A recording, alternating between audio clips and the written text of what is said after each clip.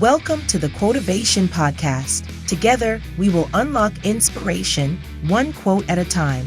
Your host is one of America's top emerging public speakers. He is a former semifinalist in the World Championship of Public Speaking and is an expert motivator. Please welcome Jody Powell. Welcome to another exciting episode of the Quotivation podcast, where we unlock inspiration, one quote at a time. I hope you had an amazing weekend and that you are ready to move ahead into the last week of the first quarter of 2024. So how did your quarter go? What things popped up that you weren't expecting to happen, and how well did you pivot to handle them? You know, life has a funny way of disrupting your plans, but remember to stick to achieving those goals that you laid out for yourself. Just because the plan didn't go the way that you wanted it to, it doesn't mean we give up on our goals. I mean, think about it. If you were driving to a nice restaurant for a quiet dinner with your spouse or with a special friend or loved one, and suddenly there's construction in the road and you have to take a detour, do you just give up and go home? Do you just blow off that special friend or your spouse? I hope not. No, you find an alternate route. You find another way to get there. So when life disrupts your plans, don't give up on your goals. Just find an alternate route. Find a better way to get there. That's how you win your week. Sometimes winning your week, it involves rerouting, reprioritizing, understanding what this disruption does to your time and the time constraints you now have, so that you can find the next best way to reach your destination, achieving your goals. So let's start winning your week right now. And we're going to start this off like we do with every episode, by taking a shot of motivation. And of course, this week's shot of motivation, as always, is sponsored by Amy Real from Cross Country Mortgage. Amy is the real deal in all things mortgage. She's been a dear friend of mine for many years. She's a fan of the show. She's on TikTok. Check her out. She's sharing our videos out there. So if you're in need of a first or second mortgage, maybe a mortgage on that investment property, or maybe you're interested in refinancing, give Amy a call. Tell her you are quotivated to get your mortgage deal done. Her phone number is 864-310-9337. That's 864-310-9337. You can email her at amy.real, REIHL, at ccm.com. Amy Real, she is the real deal for all things mortgage. And Amy's NMLS number is 486620. And as always, thanks, Amy. All right, let's get to it. Let's take a shot. A shot of motivation.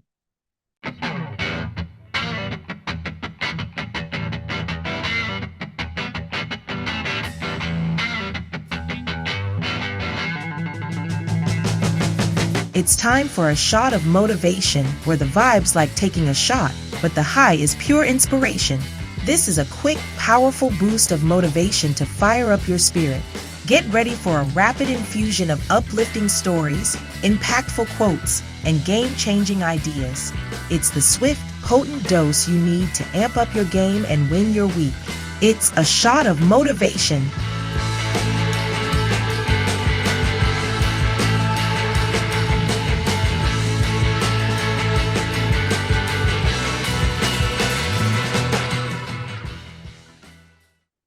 You are priceless.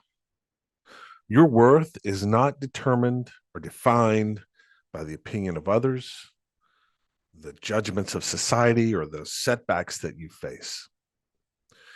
It is inherent within you. It's waiting to be recognized, to be cherished, to be unleashed upon the world.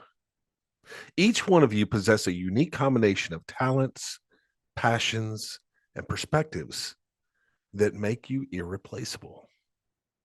Your journey, with all of its triumphs and trials, it has shaped you into the extraordinary individual you are today.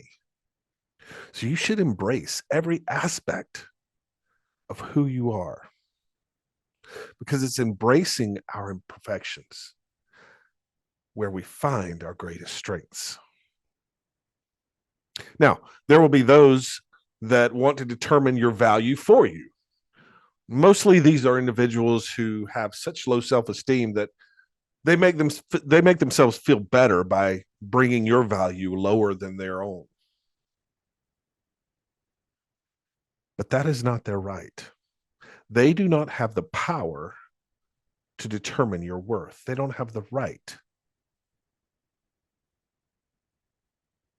They may have an opinion, but opinions are not what determine your self-worth. People, companies, communities, families, all of these groups will purposely or sometimes inadvertently attempt to place a value on you. But remember, your value is not contingent upon external validation. Let me say that again. Your value is not contingent upon external validation. Not at all. It's an unshakable foundation upon which you build your dreams, your aspirations, your legacy. So stand tall. Stand tall and let your light shine brightly for the world to see. Carry with you an unwavering conviction that you're worthy. You are worthy of every success, every happiness, every dream fulfilled. Whenever doubt tries to dim your light, I want you to think about these words, this quote specifically.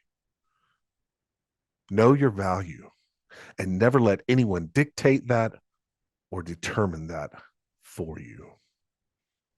Now, I wish I could take credit for this quote, but I can't because I didn't think of it. I didn't come up with it. I heard it. And this is a paraphrase, but I heard something very similar just the other night as I was perusing through Netflix. And I stopped on a docu-series, and I love those limited series that Netflix will do. You know, the docu-series that are like 4, 5, 6 episodes long. They're long enough to be binge worthy, but they're not so long that you're binging them all night. And I love those. And usually they're pretty interesting. This particular one that I watched is really good. It's based on a true story. It's called American Nightmare. It's the story of Aaron Quinn and Denise Huskins. And they were dating. I'm not going to get too much into it because I want you to go watch it. I'm not going to give away the story, but they were dating. And suddenly there was a home invasion. And it involved a kidnapping. It involved sexual assault. And it involved an incredible story of these two victims being released. However, what they found after being released was not help. It was accusations. They were accused of making it all up, of seeking attention. A lot of plot twists, a lot of things happen, all a true story. But in the end, they're validated. Their story is found to be true. And Denise Huskins is talking about her children, her two little girls now that she has with Aaron as they've gone on to marry. And she says that she wants her little girls to know their value and to never let anyone dictate that or determine that for them. And it just struck me. It was such a powerful statement. And more often than not, I hear and I talk with people who are struggling in what they're doing and struggling to find their way, struggling to figure out how to take that first step toward the goals that they want to accomplish or the dreams that they want to chase. And 9 times out of 10, it's because someone else told them that they couldn't do it or that they shouldn't do it, that it was impossible, that they didn't have the skill set to accomplish that. 9 times out of 10, it was someone else telling them what they were worth, and they believed them. They allowed that other person to have the power to dictate and determine their value. Your value is your value. It does not depend on, it is not contingent upon any external factors. Other people don't get to weigh in. Other people don't get to decide. How you see yourself, the value that you bring to the table is all internal. So recognize how incredible you are. Recognize that God made you into this wonderful, incredible single person that unlike any other in the world. You're an individual. You bring something that no one else can to the table. Recognize that value. Stand on that value. Let that light shine. Let those talents flow and chase your dreams. Go after what you want to accomplish. Don't let anyone tell you that you can't. Don't let anyone tell you that you shouldn't. If you feel led to do something, go do it. Stop living life like it's a dress rehearsal. This is the only one we get. And it goes fast. Know your value and never let anyone dictate that or determine that for you. If you find out your value, if you recognize how incredibly powerful and passionate and talented you are, I guarantee you, when you apply those, you're going to win your week. You're going to win your week in a very powerful way. And the more weeks you win, the more goals you achieve, the more you see the value that lies within you, waiting to be recognized, waiting to be cherished, and waiting to be unleashed upon the world. So go out and find your value. Know what you're worth. Don't let anyone tell you what it is. Your value is yours. Take that and win your week. That's your shot of motivation for the week. I hope it helps you win your week this week. And as always, I want to thank Amy Reel for sponsoring Shot of Motivation. This has been a shot of motivation from America's leading emerging speaker, Jody Powell. We hope it helps you win your week.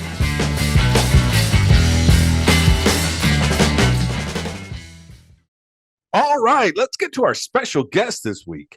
Kamber Parker Bowden is an employer brand consultant and a young professional expert. Like most of us, her first job right out of college was not exactly the perfect fit, and it left her wondering, why is that?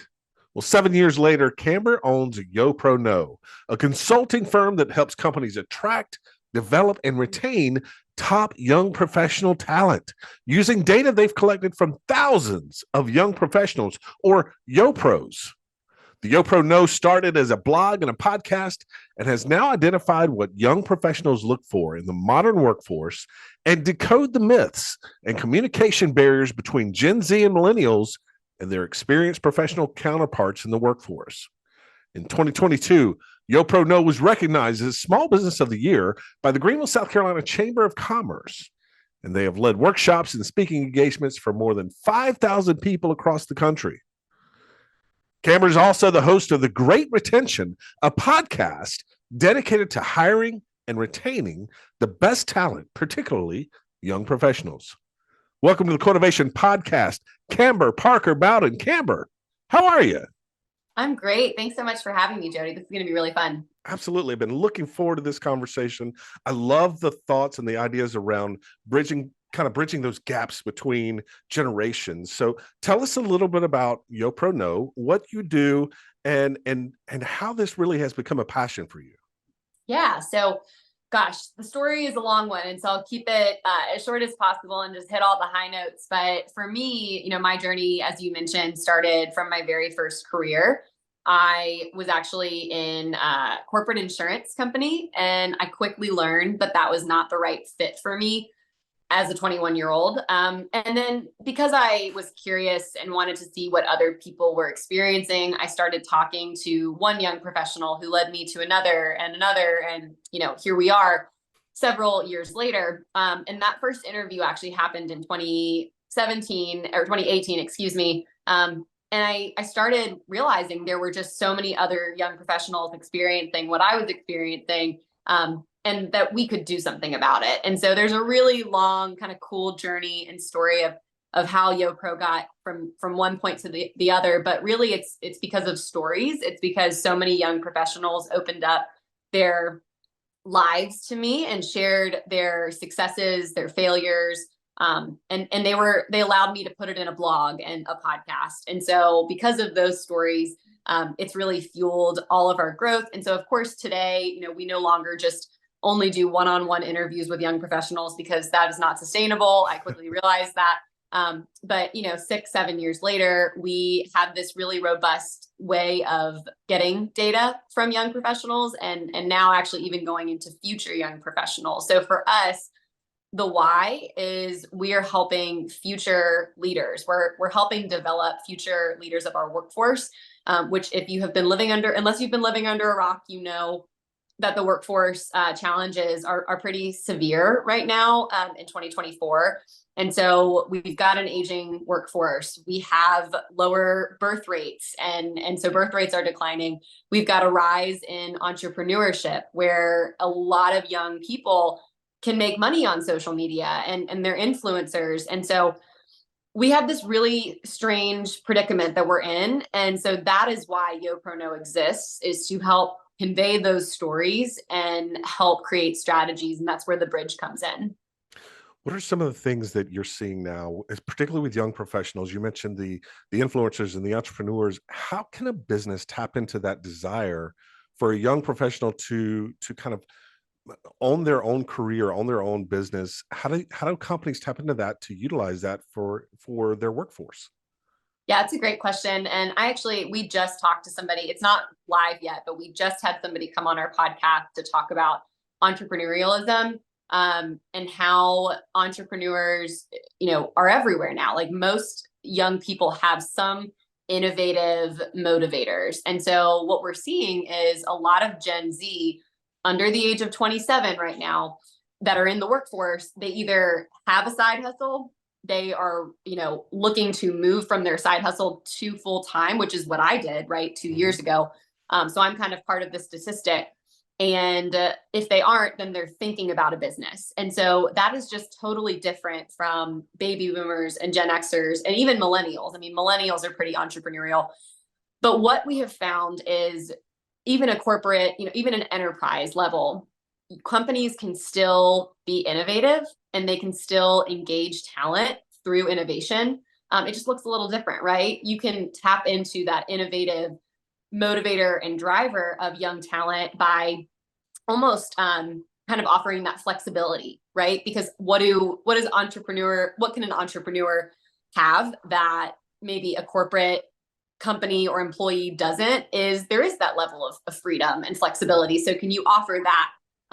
Our podcast guest from last week, she actually said, a lot of times entrepreneurs are looking to model their business off of a corporate model. Mm-hmm. And she actually said, what if corporate tried to model a little bit off of entrepreneurs? And I think that kind of blew my mind hearing that, because she's right.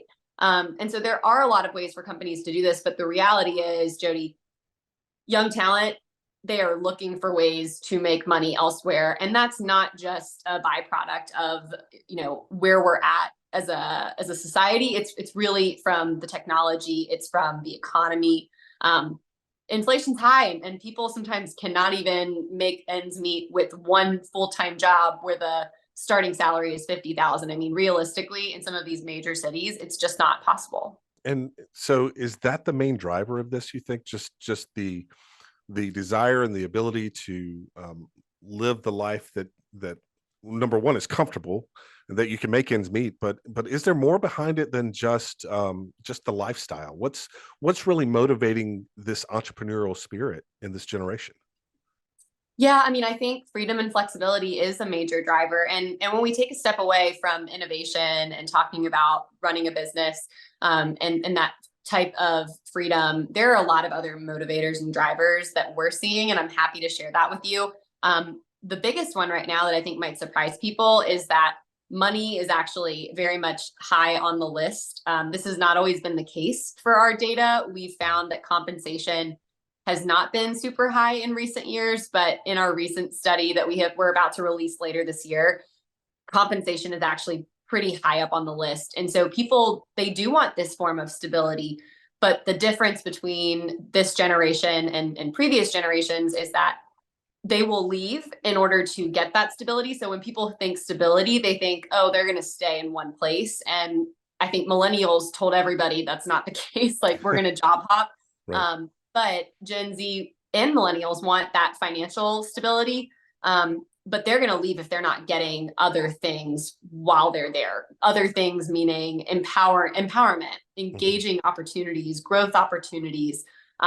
Most young talent are driven by growth opportunities and growth advancement in their career. If you are not offering that right now, you are going to miss out on some really top talent, and you're going to lose top talent. And Kamber, do you think this is something that is kind of a 5 to 10 year trend, or is this really a shift in the way that the workforce is going to operate, think, feel, and act? That's a really good question. I think that, think of 30, 40 years ago, think of the generational expert at the time, which I know they've come a very long way. There's always going to be the time when the pendulum shifts. Sure. I think we're starting to see the pendulum come back from the pandemic. Like, we were way over here and now we're slowly starting to come back. We're seeing that in some of the data that I just mentioned, compensation. We're seeing that in most of our data from 3 years ago or 2.5 years ago, when we started collecting for our most recent report that was released in 2023. So much was out there on, we want hybrid, we want no in-person, we want very limited in-person. And naturally, we're starting to shift back to people want to be in the office, but they don't want to be in the office 100%. They want to be in the office maybe 85%, but they want to have that flexibility. That is not going to go away anytime soon. And let me tell you this, I talk to a lot of experienced professionals as well. I don't just talk to young professionals. Gen Xers, baby boomers, they're like, we want flexibility too. Like, Gen Xers are the ones that have kids that kind of need carting around, realistically at this point. And they're like, we want to be able to leave at 3:00 to make it to a soccer game and like take our kids to practice. So flexibility goes across all generations. And I think that is the most important thing to remember. Like, yes, we are young professional experts, but a lot of the trends that we're telling you about can be applied to many other generations. And it's just, your generation is not something that you choose, right? Like, it's part of who you are. But you can absolutely still exemplify some other behaviors from those generations. I know recently there's been a lot of talk and discussion around the work week itself, 40 hours, 32 hours, those kind of things. So when you mention flexibility from a young professional standpoint, is a 32-hour work week considered flexibility, or is it more, I want it on my terms and I want it when I want it? Oh man, I don't want to speak for everyone because I actually think it is different based on what industry you're in. I think that there are always going to be those really, really hardworking YoPros that want to advance in their career, and they're going to work more than 32 hours regardless, right? The difference is, I think majority of the young professionals that we talk to, and I'm talking, sometimes people think when I say young professional, and it's an important disclaimer, that we are just talking about desk jobs. We're talking about people that have the 9 to 5.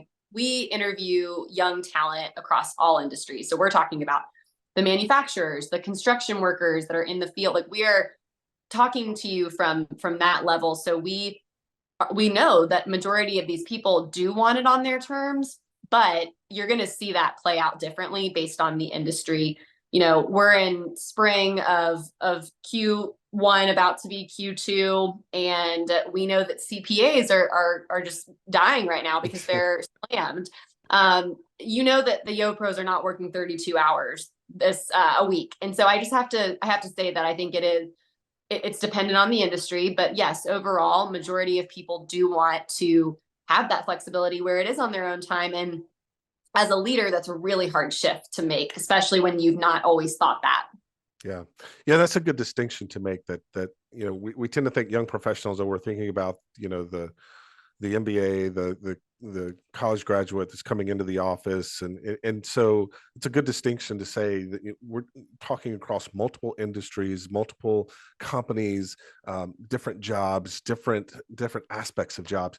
And then thinking, when we say young professionals, Kamber, what are we talking about here? Are we talking a certain age group? I know you have millennials and Gen Zs. What do you consider a young professional?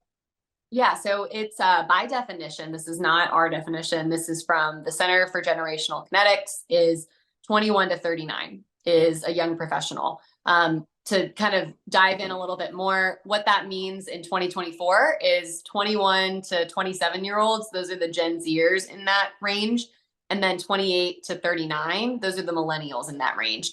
There are so many life stages that happen between 21 and 39. So a lot of times I'll be speaking and somebody who's over 35 is like, oh, wow, like I didn't think I was a young professional, because at that point you've been working for a long time, right?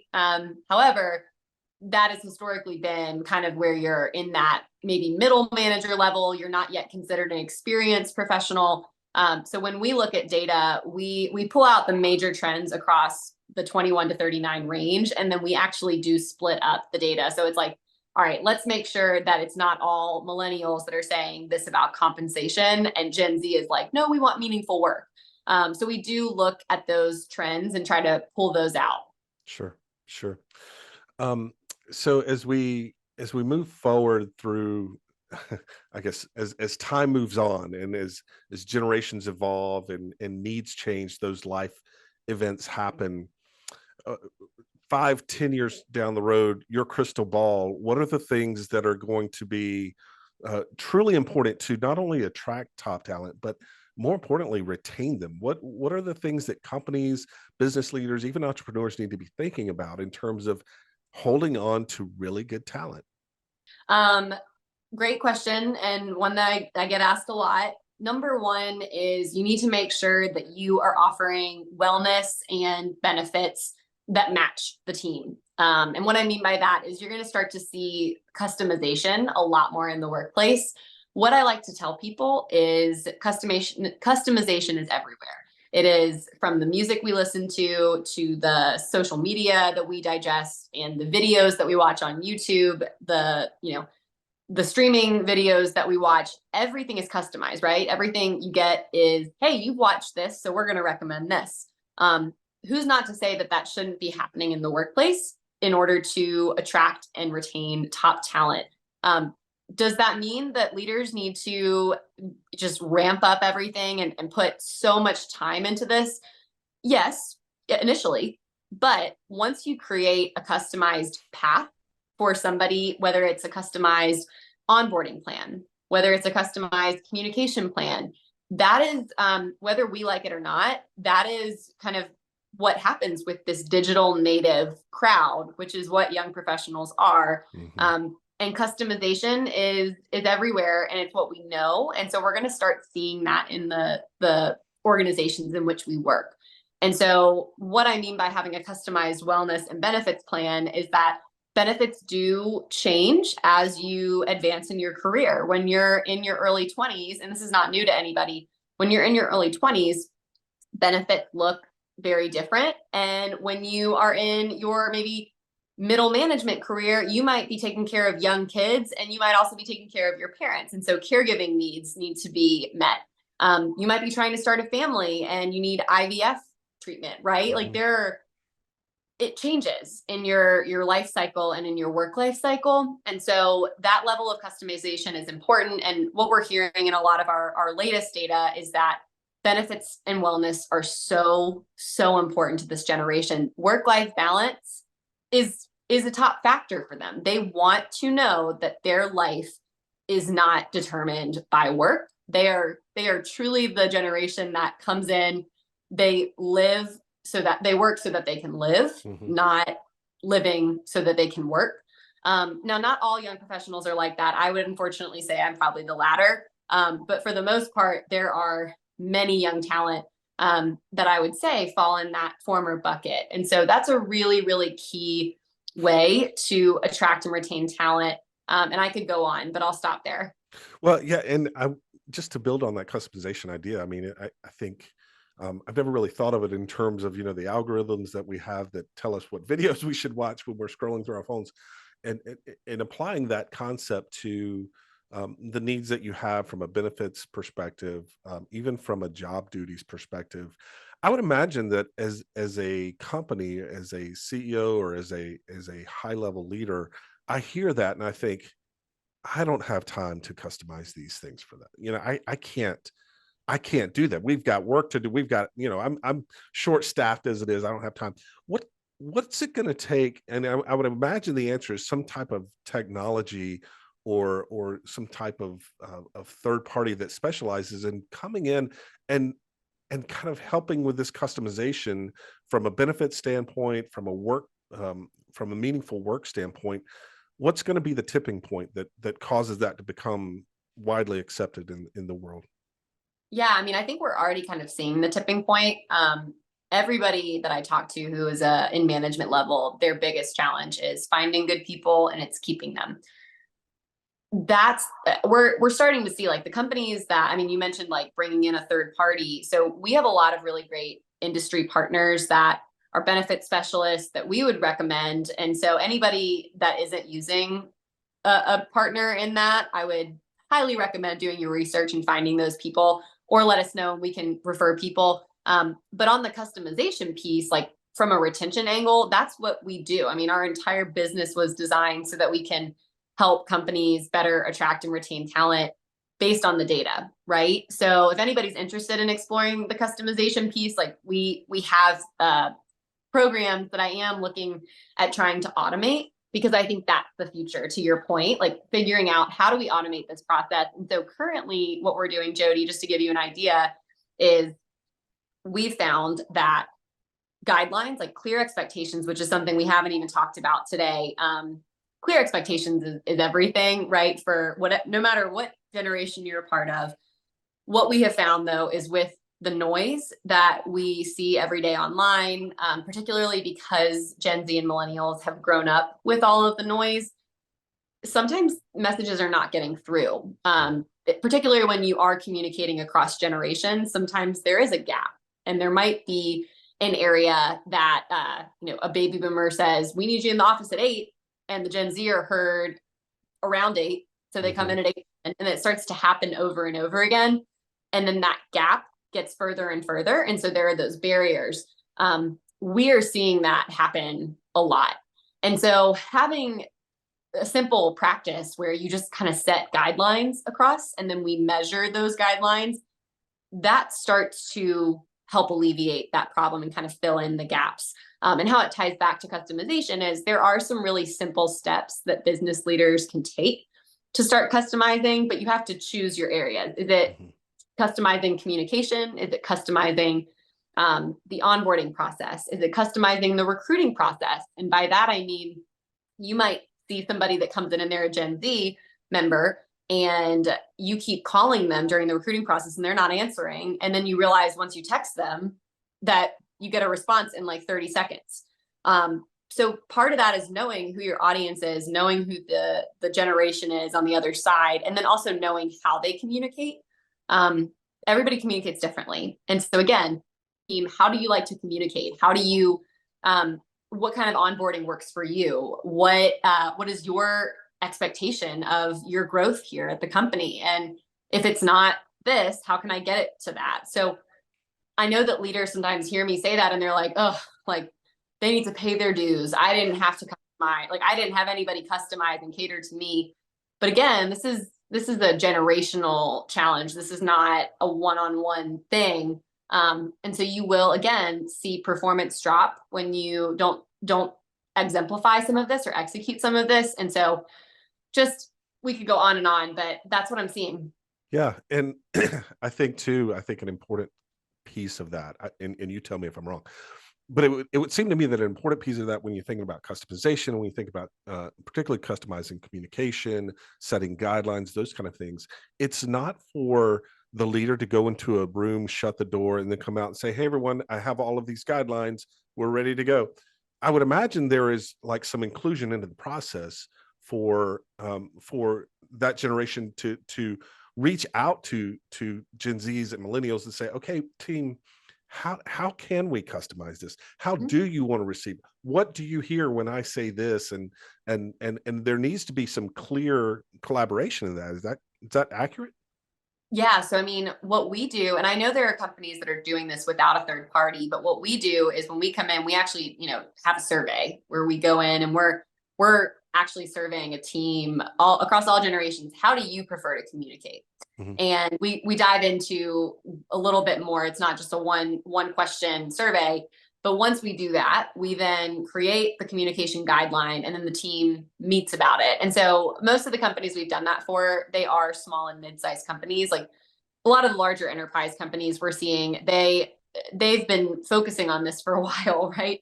But the small and mid-sized companies are the ones that haven't been, and they really need it. And I think once a small size and mid-sized company does move in this direction, I think they'll be really happy with the results because it's a simple fix. Like a lot of people tell me, oh, that's such a practical tip. And it's like, it is. But, I showed the audience this morning that I was speaking, I showed an example of one of these communication guidelines. And one of them literally just said they have a hybrid workforce. And they're in the office a certain amount of days and they're at home a certain amount of days. And it literally just says, next Friday, please tell the team by email what days you're going to be in the office. That's it. Mm-hmm. So simple, right? But when it's not written and it's not communicated, then that's when the barriers start to be put up. It's like, Sure. oh, the partner is like, well, where is Katie? And Katie's not there, but all that she needed to do was just send a quick email, but that was never communicated to her that she needed to do that. So she didn't think she was doing anything wrong. And so that is something I think that has always been happening. That is not a generational problem, but it's clarity and repetition, right? Mhm. Clarity and repetition are crucial in setting those clear expectations, which should be really starting at the very beginning. YoProKnow.com is the place you want to go to check out more of the services that Kamber offers her and her team to be able to come in and to set those expectations for your teams, to bridge those communication gaps, and to really help you begin to think about how best to attract and retain top talent. It's not enough to attract them. You got to retain them. You got to keep them and certainly give them meaningful and fulfilling work so that there's a mutual benefit. And YoPro Know will help you do that. YoProKnow.com is the place to go. Kamber, I want to dive into your quote because I love this quote. This is fantastic. Tell us, number one, tell us the quote. Tell us who said it. And then why is this quote really impactful and powerful for you? Yeah. So the quote is, there's no shortage of remarkable ideas. What's missing is the will to execute them. That is by Seth Godin. If you don't know who that is, he's a marketing expert. He shares, you should just check out his website because he shares some awesome tips every day via newsletter. And I highly recommend those. For me, why this is so impactful is because so my entrepreneurial journey has been really, winding, which is every entrepreneur you've ever spoken to will tell you that. And it's been really hard at times. I've had a lot of valleys. I've had a lot of, highs and lows. And I think what separates the entrepreneurs who get past year one, who kind of make it to those 5-10 year plans are the ones that execute. And so when I think of this, I think that I've gotten where I've gotten because of my execution. Now you can't only be a good executor. You have to have a lot of other traits. But for me, everybody has good ideas. I meet people every day that share good ideas, but it's, the people that actually put that in motion. And whenever I get stuck, maybe I'm in a rut and I have all these ideas that I put out on paper, but my time gets away from me and I don't get a chance to execute. I do remember this quote because again, it separates you from the rest in my opinion. Yeah. What I love about this quote is that it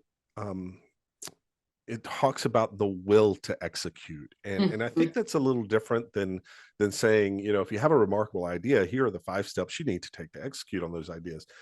Having the will to execute is a lot more than just following steps. Yes. Tell me what that means to you, that will to execute. What is it that's more than just here's what you need to do?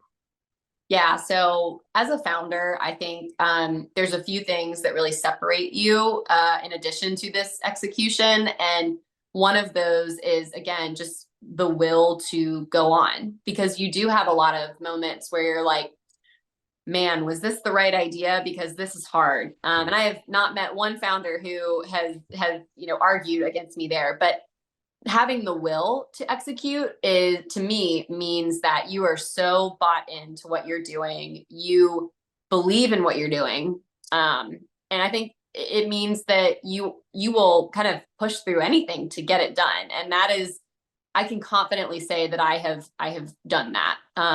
That's really cool. I'm proud of that. But I would say, I think I told you this when we actually talked a couple of weeks ago, that for me, I feel like I remember there was one moment when I kind of became an entrepreneur, and it was just this subtle kind of moment where I started really focusing on the vision and the strategy. And I remember looking at like my sales numbers, like proposals and leads, and I looked at it like a game and like kind of a fun science. I had never looked at that before in that way.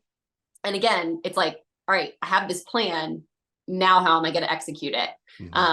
And it's very easy when you're looking at numbers and, you're a first year business and you're like, all right, like wasn't making $1 million, and you still push through. And so for me, I think it's a probably longer answer than you were looking for, but that will is, I think, the belief in yourself and the business. And this can apply to a lot of other things, right? Not just entrepreneurship. For me, that's what I hear.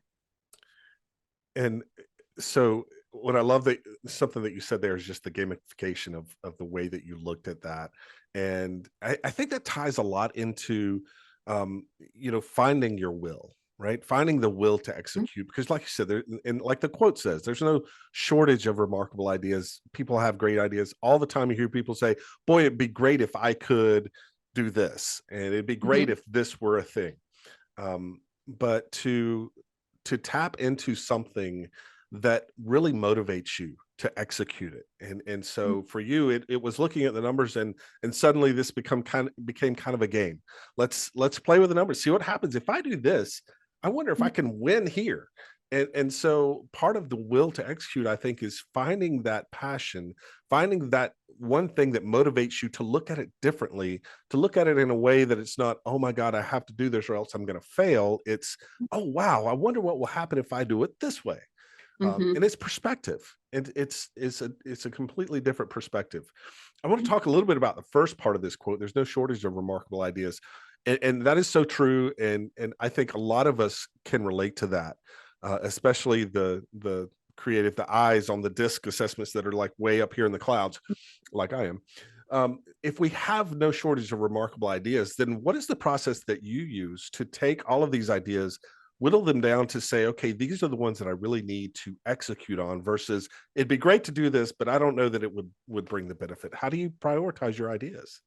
Yeah. So a few things. One, when I was starting out YoPro, before I brought on any team members, I think I got really spoiled by like having an idea and immediately being able to execute them. And, now with the team, you can't do it as fast. And that bothered me at first, but now I understand, like, if I want the team to be bought into these ideas that become reality, there's a process to do that.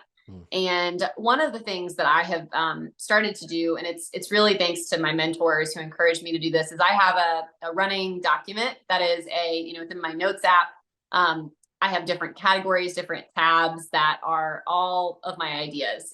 It starts way back to, I have always used just my notes, but I've now kind of categorized them, and I have them from everything from, 5-year plan to immediate scaling plans, and, ideas for our YoPro membership that I want to have one day. And like the app that I've thought in my mind, I mean, big things, right? And I always ask myself, based on our annual planning and our annual goals, I always ask myself when I go to those ideas, and I try to check in every other week, but I'm constantly adding them pretty frequently. I go in and I match them against the 2024 KPIs and the goals that we have. Does this make sense for this year? If not, can I put this in my list for 2025? If not, I'm going to come back to this another time. And so for me, that's worked. There's a lot of times where I want to jump and just immediately start to plan those ideas. And you can't do that because you have a team that, deserves to be included in that process if I want it to be rolled out appropriately. Yeah. Yeah. And I would imagine that having a team that you're accountable to, it helps with the ready aim or ready fire aim mindset that great entrepreneurs and great idea thinkers tend to have. Like, I have this great idea. Okay, let's go do it. Oh, wait, I probably should have waited. I probably should have talked to someone. So having that team pour into you is vital to have that accountability. Kamber, as we begin to wrap up, one of the things that I always love is for our audience to be able to win their week. That's what I want them to do every week, is to listen to the podcast, find something here that they can apply, that they can use to go a little bit above and beyond this week so that they're that much closer to whatever goal that they're trying to achieve. And I consider that a win, and it's a win for the week. So if someone's looking at this quote and they're hearing this quote, what is it that they can take from this to win their week, to help them move just a little bit closer to where they want to be? Yeah. I think to win your week, when you're looking at this quote, maybe think of it in two parts. One, are you an idea person? If you're not, then come up with an idea this week that is going to help you get to where you want to go next. And then if you are an idea person, but maybe you're not an executor, what can you do to kind of enhance that will to execute, right? Is it doing some research? Is it, just literally putting it on paper and giving yourself a deadline? So maybe look at it like that. Are you an executor? If you are, great. We can pen that for a moment. But if you're not an ideas person, how can you create a new idea? And if you're not an executor, how can you set a deadline for yourself to do that? Is that fair? Yeah, I think that's great. I love something you said there, because I really hadn't thought of it that way, is to work on the will to execute versus work on just doing something to execute. Mm-hmm. So you can develop the habit of doing the task of executing and bringing those ideas to fruition, and that's fine. But it's going back to your story, like finding that piece, that gamification, as it was for you, that will instill the will. Mm-hmm. It's kind of like teaching a person to fish versus giving them fish, right? How do you teach someone to have the will versus telling them, okay, do these steps? Which I think that is an incredible way that everyone could win their week, if they are able to not work on the steps, but work on the will, work on the skill to do it instead of the process to do it. And that's true in a lot of things. I think that's fantastic. Thank you. I really like that question. There's no shortage of remarkable ideas. What's missing is the will to execute them, from Seth Godin. And there's no shortage of remarkable ideas from YoPro Know. So if you are interested in finding out more about how you can attract and retain young professional talent within your organization, I encourage you to go to YoProKnow.com, reach out to Kamber and her team. There's no shortage of ideas there, and there's no shortage of a will to execute them. You'll be glad you did that. Kamber, thank you so much for being on the podcast. Truly enjoyed this conversation. Thank you for this wonderful quote that's going to help our listeners win their week. Thanks so much, Jody. This has been great. And that was Kamber Parker Bowden, founder of YoPro Know, speaker, podcaster. Her podcast, The Great Retention. Go check it out. Go to YoProKnow.com and you will find it there, or you can find it on your favorite podcast service. So before you do that, why don't you stick around for a little bit? Because we've got just enough time for a little bit of dessert. It's time for the last slice of cheesecake.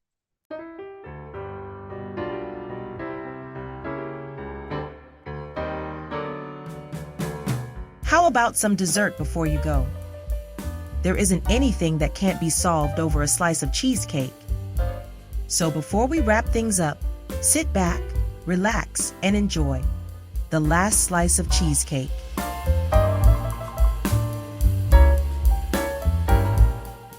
Well, thank you again to Kamber Parker Bowden. I'm sitting in the middle of Gen X, and I can remember when in 1986, I believe it was 87, when the space shuttle blew up, Space Shuttle Challenger. And just the raw emotions of that event, the feeling of that national tragedy. For a lot of Gen Xers, that was the first time we had really felt that type of national tragedy. Happened again on 9/11. And it really hit me that when my youngest son was in school, he came home and he was talking about 9/11 as part of a history project. Like history, that was just, that was just 15 years ago. That was just 20 years ago. What do you mean history? That happened in my lifetime. And I realized he was born in 2003. He was born after 9/11. He was born into a world where he never knew what it was like before 9/11. He was born into a world where you could get on an airplane without having to go through metal detectors and x-ray scans and everyone poking and prodding you and looking through your bags and having to pour out your liquids. He'll never know that world. And so he comes from a different perspective. And that's something that, as we think about how we communicate with each other, we have to understand and empathize with where the other person is coming from. And they have to understand and empathize where we're coming from. Now, it doesn't always work. Sometimes we seek to understand with those who don't bother to seek to understand our perspective. But you know what? There's nothing we can do about that. We can't control how other people choose to communicate. We can't control how other people choose to respond to our empathy, nor should we. Empathy, respect, understanding, all of those things are given and should be given without any expectation of return. If we're giving empathy, expecting empathy in return, we're not giving it from the right place. We're not giving it for the right reasons. If we're giving respect, I'll respect you, but you better respect me. It's not respect. That's quid pro quo. I'm going to do something for you, but you're going to do something for me. True respect is I am going to respect you and your stance and your perspective, regardless of how you think or feel about it. And that comes from a good place in the heart. There's no expectation of return. And that's part of bridging the gaps, because when people see that, they see it for being authentic. They see it for being genuine. And when people see you as authentic, as people see you as genuine, they tend to trust you more. They can trust you because they know you're being real. They're being your true self with them. And that builds trust. Trust bridges gaps. Trust begins to allow people who don't normally seek out how best to communicate with you to begin to do that. And so as we think about this quote from Seth Godin, there's no shortage of remarkable ideas. What's missing is the will to execute them. We think about that in terms of how we communicate with one another. There's no shortage of remarkable ideas. There's also no shortage of ideas that we want to communicate, that we want to execute on. But we can't share that idea with someone because they're not getting it. They're not seeing the value of it. So we have to understand how to communicate that. That's part of execution, is pulling together a collaborative team that all understands the goal, that everyone's on the same page, that we're all pushing in the same direction to reach that goal. And we have to be willing to execute on that. And that's so different than just simply executing on it. There's a will, a desire, a want to. I want to execute on this. So I'm going to do everything that I need to do in order to be able to be successful at executing on this incredible idea that I think is going to be valuable and change the world. It's a will, it's a desire to drive. Kamber and I touched on it a little bit in our conversation, and I want to highlight it here. It's so interesting to think about not working on execution, not developing yourself in the art of execution. But what if we worked on ourselves? What if we developed ourselves? What if we grew and developed the will to execute, the desire, the idea that nothing is going to stop me from bringing this idea to fruition? And that includes miscommunication or misunderstanding or a team that's not on the same page. No, I'm going to do everything I can to make sure everyone understands the direction that we're going. And some of that is bridging gaps in communication. Some of that is lighting a fire and showing the why, showing what this idea is going to do, how it's going to help mankind, how it's going to help the situation, how it's going to help the business, whatever the case may be. The will to execute. It's not a step-by-step program. The will to execute is the desire to get it done. How badly do you want it? How badly do you want to see that incredible idea that you have come to fruition? And part of that is believing that you can do it. A big part of that is believing that you can do it. Because when we believe in ourselves and we believe that we can get things done, and we're not going to let anything stop us, those remarkable ideas become remarkable solutions. And when you create enough remarkable solutions, people notice. Whether it's at work, it's at home, it's in the community, people will begin to stand up and take notice. They'll see that, hey, you know, it's more than just a creative mind. It's a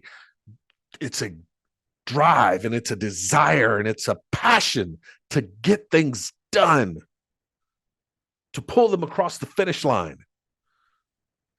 All of those things can be developed. How do you develop the will to execute? You begin to understand, number one, what ideas you want to put into fruition. What ideas do you want to bring to fruition? What are the ones that you say, this is going to make the biggest difference? Why is it going to make the biggest difference? What is it going to do? Who is it going to help? How is it going to benefit you? How is it going to benefit other people? And we begin to see the impact of the idea. We begin to see the impact and the potential that it could bring. That begins to instill within us a desire to get it done. Recognizing the why behind the idea, the what behind the idea. That instills a desire to get it done. That's a will. That's the will to execute.